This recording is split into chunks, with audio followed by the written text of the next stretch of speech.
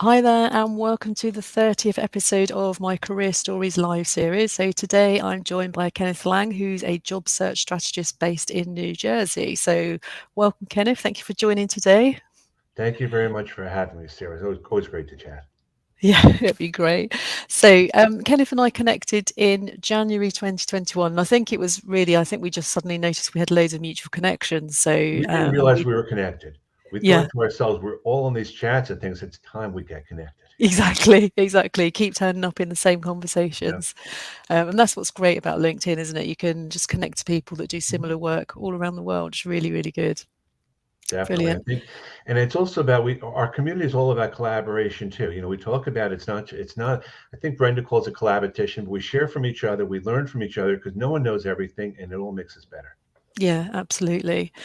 So anyone that's watching, please do comment to let us know where you're from. If you've got any questions for Kenneth, then please do ask them. And if you're watching on replay, then I will come back and answer the questions later.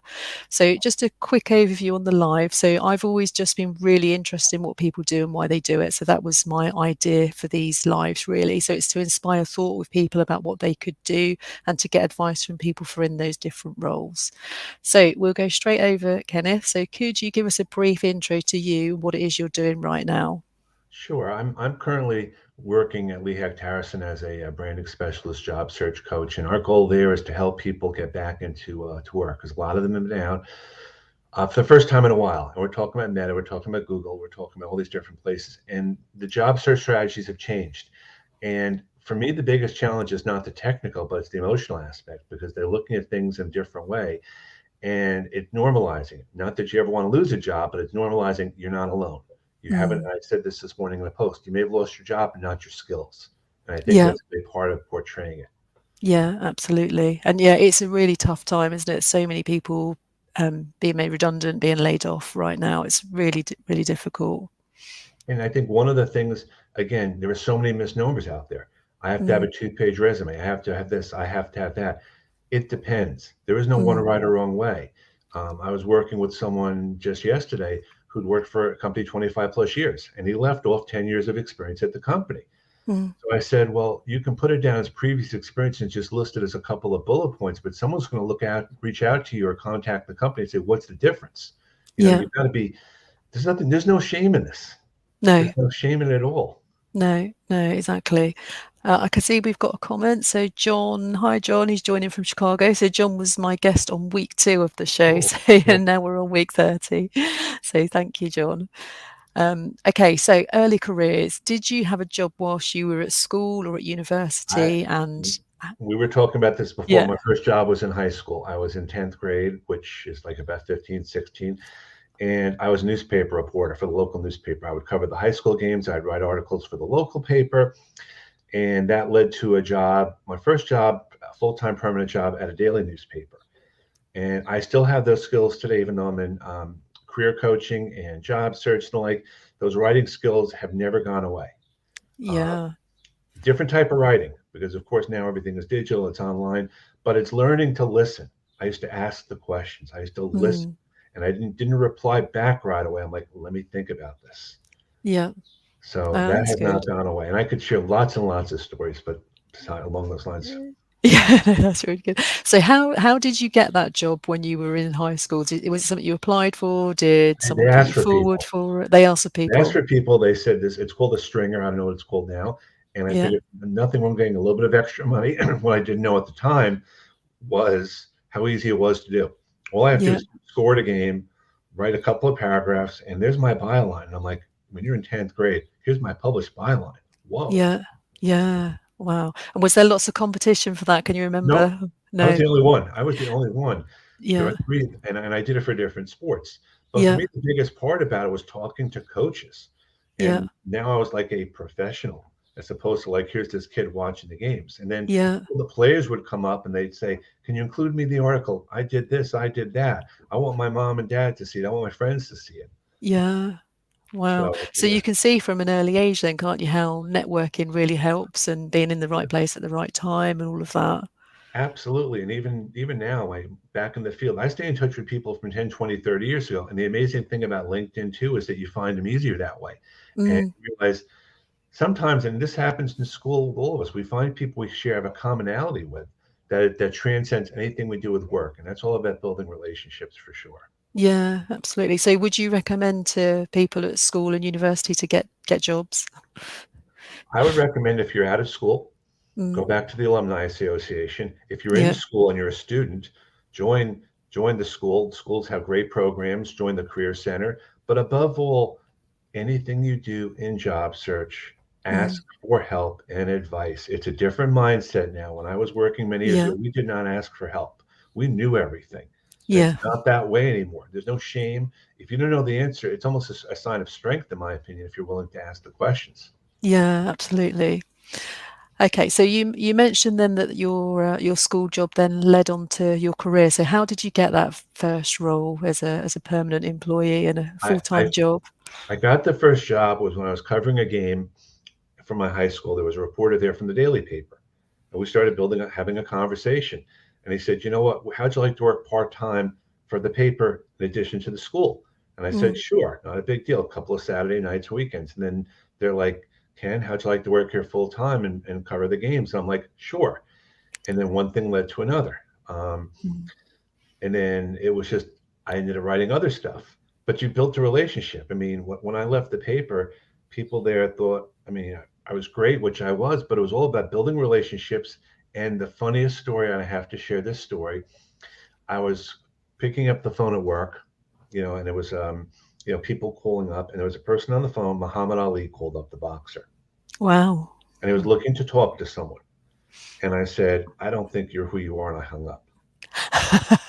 Because I like, who is this person? And then I get it. Then someone said, Muhammad Ali's trying to call up. I said, what happened? And I had the biggest embarrassing look. I'm talking to freaking Muhammad Ali. Wow. First lesson, and it's a true Yeah, story, and I that's laugh about it to this day. But it's yeah. still, yeah. Did you call back? He did call back, and then the guy who was reaching out to put me on another call. There was no speakers in it. And he Yeah, said, I just, and he was busting my chops, Muhammad Ali, but we were talking to him for a second. He said, don't worry about it, kid. You know, yeah. Oh, that's really cool. Really good story. yeah.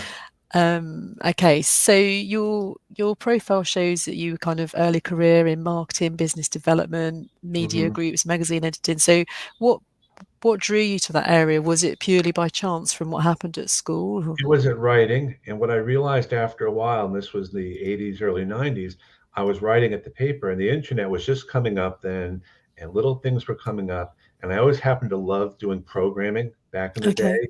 So Yeah. it became kind of a leap of faith to kind of get into that. And I actually went back to school for a technical diploma. And then I picked both things up. And then it became, well, I can write, I can do computer stuff. So marketing became like that word, which back then was a lot different than it is now in business Yeah. development and Yeah. media groups, because not everyone there was as savvy with how to write. They were figuring out the technology.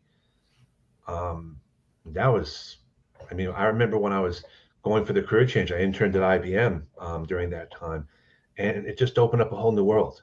But Mm. above all, even to this day, I'm an introvert. It's very hard for me to reach out to people. I would just kind of put the head down, and that took me a while, you know, Yeah. to this day. Yeah. Yeah, we were talking about this a bit earlier, weren't we, before we came on? Yeah. And also, I know that you talk about it quite a lot on LinkedIn. So you do often mention about being an introvert. So Mm. how have you found that LinkedIn has helped you with that? It gives me a chance to think about what I want to post. I started off by engaging with other people's posts, Yeah. because I think that was a good starting point. I connected with people that I knew, but above all, I didn't have to show my face, Mm, which is a big part of it. I know even when Clubhouse came out, which we were on, gave me an opportunity to kind of put myself in the best light. And then what I realized after a while was people were interested in what I was saying. Not that I wanted to be like, promoting myself, but like I have something to say. And that mm, became my mantra. I said, there are a lot of great people out there, but you got to put yourself out there. And a great way to do it is on LinkedIn or other places like that. Because if it doesn't work, it doesn't work. No one's going yeah. to give you like the hand slap or like, put you in the corner or something. Yeah. Yeah. So what advice would you give to someone that's maybe quite reluctant to put themselves out there on LinkedIn? I would do a search, start with something like a LinkedIn news article, which Hmm. is a common thread, and add a comment there. You might want to do a search for articles in your industry. Yeah. I'm not a big believer in reposting articles from somewhere else with comments anymore. I think that's kind of old. But even if it's a question of asking for help, a lot of people on LinkedIn now have no, they'll say, "Hey, I'm looking for a job," which Yeah. is not enough, but talk about what it is about you, sell Mm. yourself. But Mm. above all, just go on other people's posts and content. Yeah. I write posts, lots of other people do. We do not bite. We are Mm. not going to criticize. In fact, we will really appreciate it because it shows that you care and we care about you. Yeah, no, that's so. It really helps, doesn't it? It really helps the person that's written the post for other people to comment because it helps with the reach of the post. It shows Mhm. people that are interested, brings you new connections. There's so many And that's the other benefits. thing. Do not get hung up with the reach. It does Mm, not matter. mm, The views and impressions and things. That's an yeah, irrelevant topic. yeah, All it takes is one or two people. I've had, and I'm not a vanity person, and most of us aren't. It doesn't matter. mm, yeah. No, that's true. So Alison's popped in to say hello. So thanks for joining, Alison. Hello, Alice. How are you? Okay, so you then moved from the kind of the media work into program analyst work. So what prompted that switch? Money. I needed money. Money. Very, Excellent. very simple. I pay the bills. Yeah. And so was it because so you mentioned IBM, was this after you'd done the IBM internship or This was after because I was going to a trade school at the time, and I did that on right? the side. What programmer analyst taught me was basically, first of all, a lot of the stuff they teach you is irrelevant at school. You can figure things out on your own, but it got me into a method of I have to get this done within a certain time frame or Yeah. else. Yeah. You know, it's not a free form thing. But after a while, I gave up programming analyst. I could not keep up with the languages. I didn't want to keep up with the Mm. languages. It just wasn't fun anymore. It was boring. I didn't want to be on call anymore. So I think that brings up the whole idea of reinventing yourself. You're going to go through, Yeah. I don't know about you, but I've gone through so multiple changes, since Yeah. I've done. Absolutely. And I think that's the thing with those kind of technical roles, isn't it? You've got some people that are really good, really enjoy that kind of work, and then they get promoted to a manager because they've got that kind of skill, but actually they never wanted to be a manager, but they just kind of get promoted into it. And then other people like you that kind of do it for a while and then think, actually, this isn't for Well, me. I kind of shot myself in the foot at one point during a review. I said, I don't have aspirations to go up to senior management. And Mm. they looked at me like, are you kidding? I'm like, no, I have a Mm. family. I don't want to deal with this stuff. Yeah, yeah. No, that's good.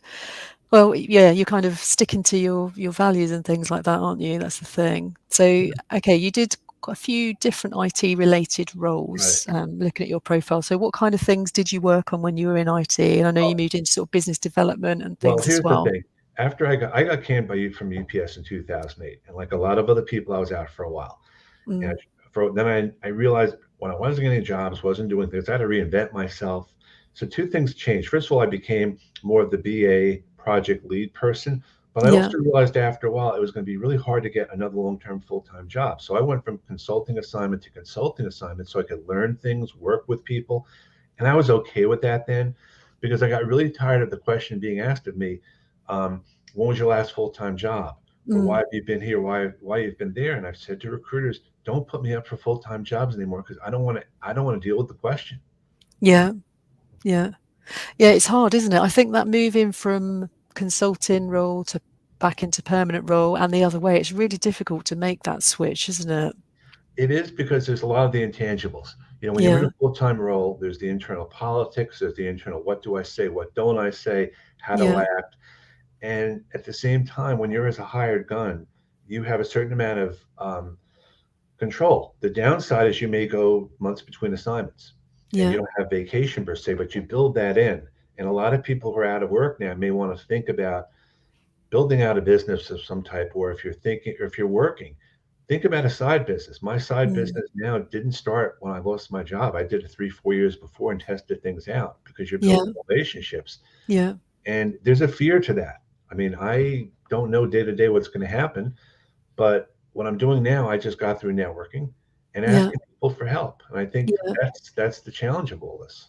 Yeah, definitely. So, have you got any advice for people who are maybe thinking, okay, I'm not going to find another permanent role. I do need to go down this contract or consultancy role. How do they Well, find that first one? first thing you should do is ask yourself, put a list down of what you're good at and what you're not good at, even before you Mm, do anything else, and be very be critical of yourself, because yeah. you may want to do something, but if you don't have time management, if you can't balance multiple clients, if you're not structured, that that job may not be for you. And then along those lines, reach out to people, let people know you're doing it. But I think above all, and this is a challenge that a lot of us have in the beginning, how much are you going to charge for what you're doing?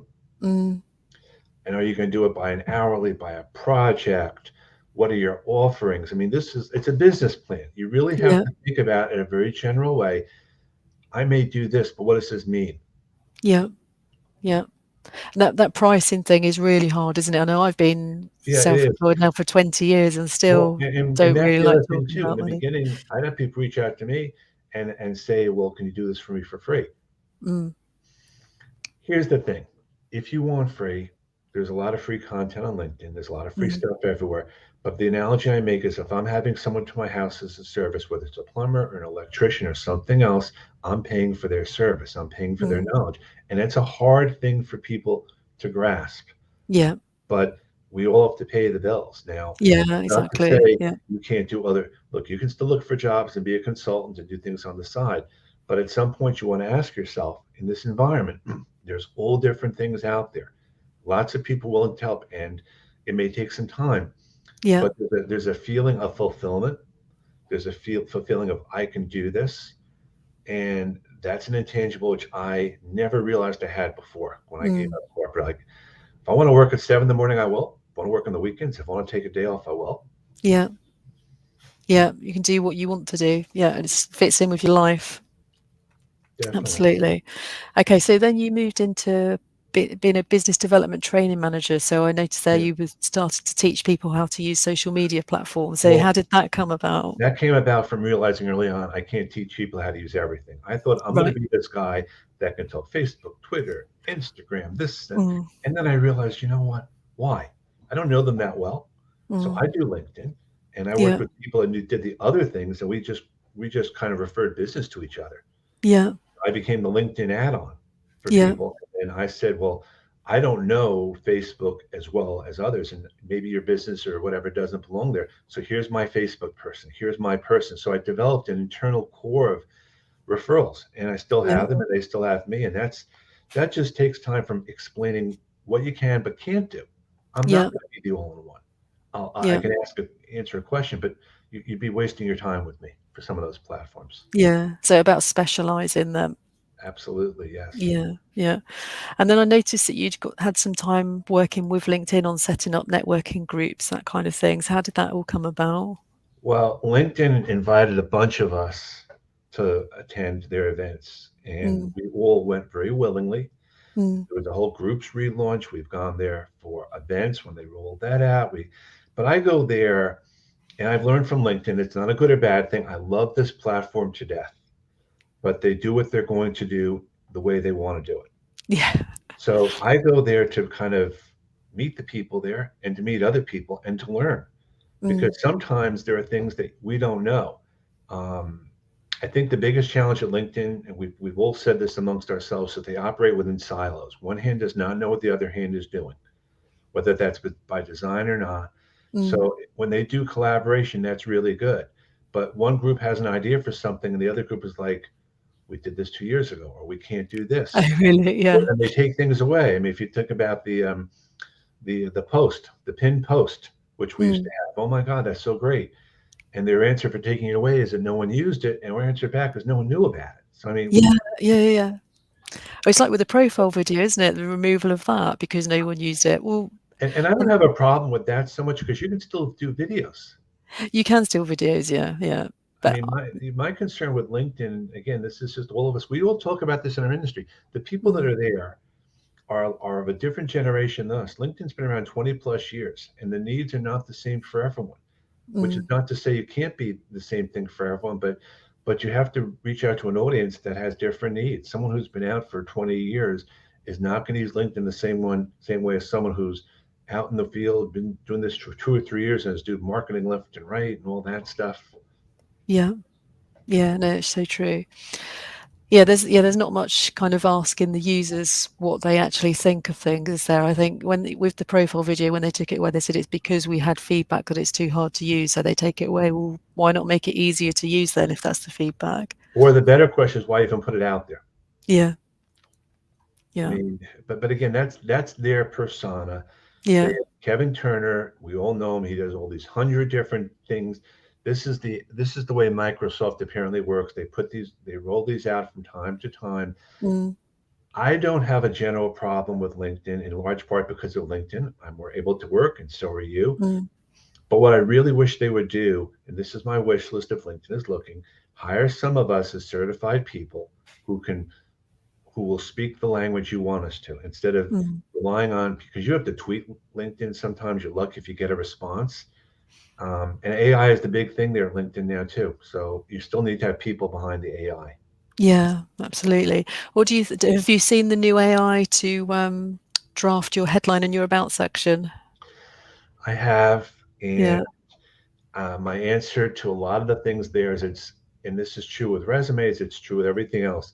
It's a good tool from a reference standpoint, but just don't use it. Take mm, advantage of what's there and see what works and what doesn't work. I mean, we are yeah, always, as trainers and the like, we are always trying to test this out because people ask us the questions. yeah, yeah. Yeah, it appeared on my profile a couple of days ago, so I did have a look. I thought the about section was okay, and as you say, I think you need to then go in and tweak it and edit it and make it personal because, it is quite generic. Which is all it can be now because it's Yeah, getting information. In a sense, we are all the AI product by everything that we put as terms of content. That's why our mm, biggest concern is when the content is created and you're referencing things we've said, what does that do for me? I gave yeah, you some great advice, which is now part of your content. And I know Kevin talks about, well, it's your content, the terms and conditions. I don't know that. yeah, I mean, and I know they probably have thought about this to some extent, but AI is moving so quickly. And the more you think about the downside, the better now, because who's to say that some bot or someone is going to put the AI up there? And mm, the badges are great. It's a good starting point. But I yeah, think the more we all engage, the better. yeah, yeah. Okay, that's good. Okay, so you've also done a fair few voluntary roles throughout your career. So what kind of things have you done, and what do you get out of those? Well, Obviously, you're giving your time, but what do you get Well, out of again, them? I started at our local university as a mentor to mentor kids because I needed a Yeah, job and it looked good to do that, but I also wanted to pay it forward. I work with my religious organization, volunteering. I worked at school PTO, and that's a combination of keeping busy, but it's also about building relationships because it's funny. I've talked to people there that know people within industries, but I know them as the husband or wife or the friend of someone there, so that builds the relationship in. yeah, They're much more approachable that way.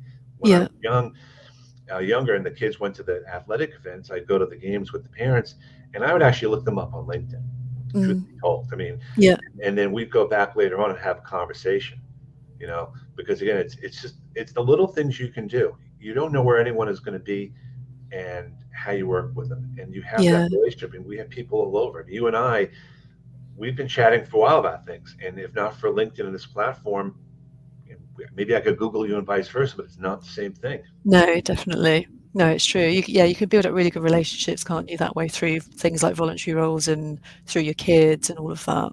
Yeah, absolutely. Great. Okay. So far, everyone that's been on has ended up talking a bit about their values. So, do you think your personal values have an impact on the type of organisation you'd work for or the role you'd take?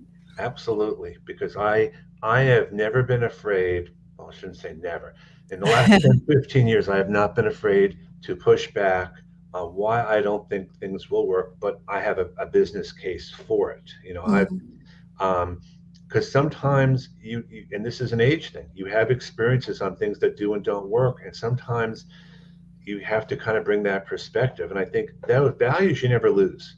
yeah, Like when you lose a job, you have your values. You can tell when something's going to go south. You yeah, can tell when someone isn't thought through. One of my biggest pet peeves in corporate was having a meeting to have a meeting. I'm sorry, I don't need to have a meeting to talk about what we talked about before. I don't even think we need to have a meeting. Yeah. But that's the corporate mindset. We're going to have a meeting, this, and this every week. Why? Tell me why.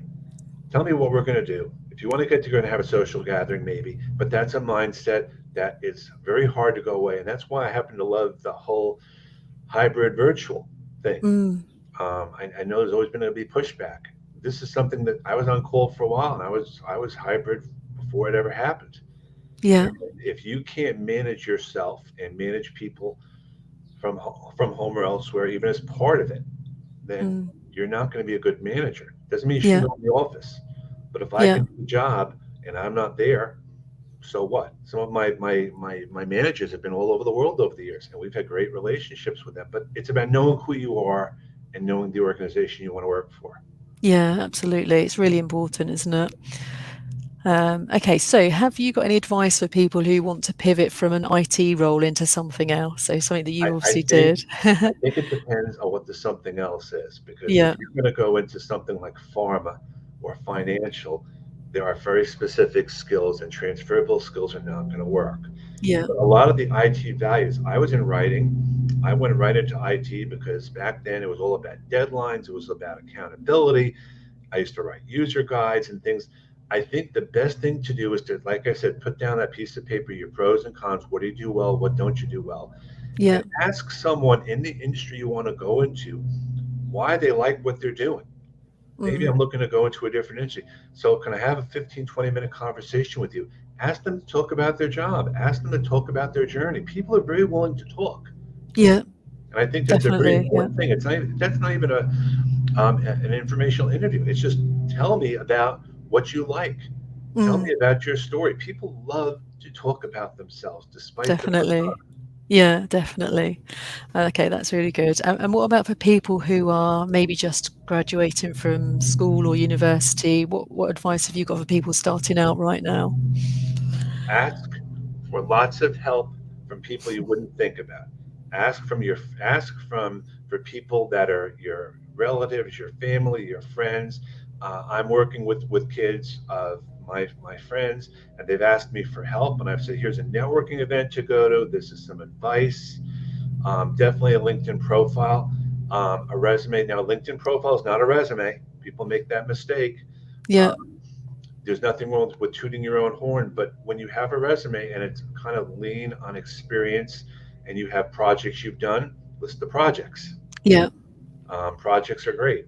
If yeah, you have an online portfolio, which a lot of younger people or people have, then put that portfolio either on a resume or somewhere else, and make that the way that you market yourself. There's so many great tools out there, yeah. um, and that's again, it's a comfort with the technology.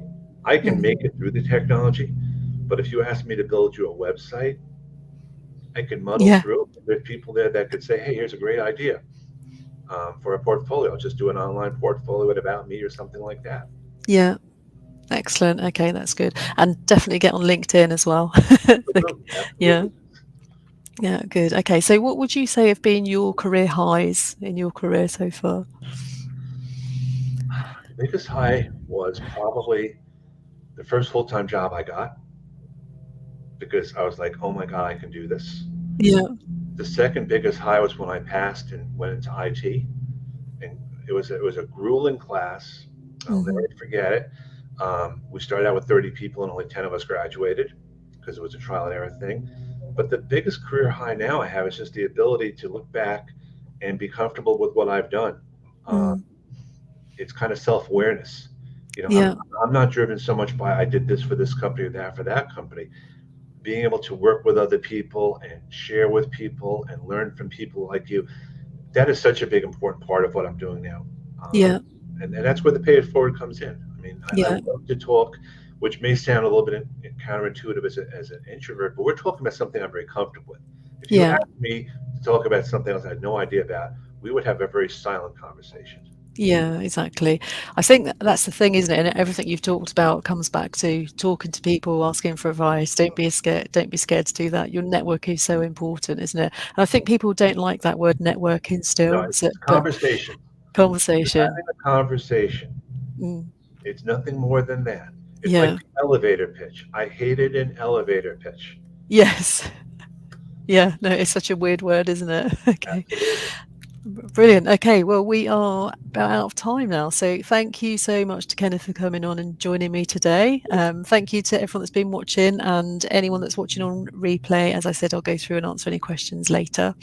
So yeah, it's really good talking to you. Really good to remember everyone that it's all about conversations. So And thank connect you. with It's me on great. LinkedIn anytime and see what I can do to help you. I would just suggest you be somewhat personal with it. You don't have to go through selling me thing, but this is how relationships are built. Yeah, brilliant. So I am breaking for the summer for the next 6 or 7 weeks. So I'm going to be back on the 7th of September when I'm going to be talking to G. So I'm looking forward to that conversation. So we've been exchanging messages for ages on LinkedIn, but never actually spoken. So that's going to be really great. And I think you're connected as well, aren't you? I am, yes. And G and I, we had a conversation last year. She's such a Yeah, down to earth person. So you'll have a yeah. great conversation. Brilliant. So we've got a couple of people coming in to say thank you. So thank you so much to everyone that's watching. Cool. And I will see you around on LinkedIn. So thanks Sounds again, great. Kenneth. Thank Have you. a great day. Take care. And you. Bye.